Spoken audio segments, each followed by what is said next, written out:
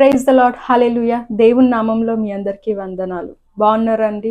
ఇది స్టార్ట్ చేసిన అన్సక్సెస్ఫుల్గా మిగిలిపోతున్నారా? మీ స్టడీస్లో, లేకపోతే మీరు చేసే వర్క్స్లో, జాబ్లో, ఏదైనా సరే, ఏదైనా స్టార్ట్ చేయాలంటే భయపడుతున్నారా? ఎందుకు ఇలా అవుతుంది, ఎందుకు ఓన్లీ ఫెయిల్యూర్నే నేను చూస్తున్నానని అనుకుంటున్నారా?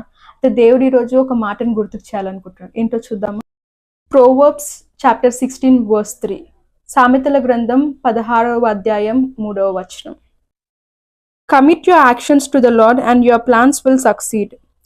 నీ పనుల భారము యెహోవా మీద నుంచుము, అప్పుడు నీ ఉద్దేశములు సఫలమగును.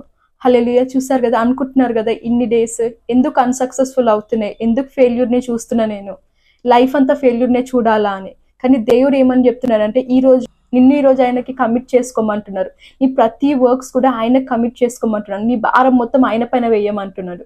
ఒక్కసారి ఆయన పైన భారం వేసి చూడు, నువ్వు ఈరోజు సక్సెస్ఫుల్నే చూడుస్తావంట.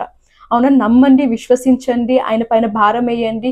ఓన్లీ సక్సెస్నే నువ్వు చూడబోతున్నావు. ఆమెన్. God bless you.